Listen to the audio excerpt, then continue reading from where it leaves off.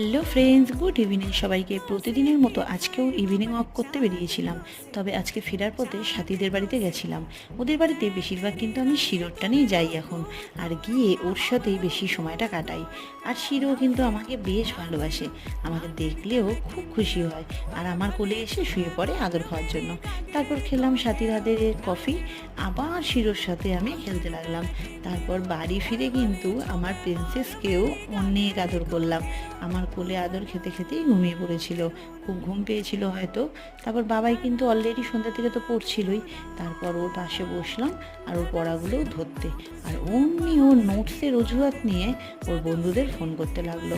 তার সাথে কথা বলছিল কে জানে, আর সোফি এক মন দিয়ে ওকে দেখছিল। তো ও তো কন্টিনিউয়াসলি ফোন করে যাচ্ছে, কথা বলে যাচ্ছে, ওর তো ফোন রাখারই নাম নেই।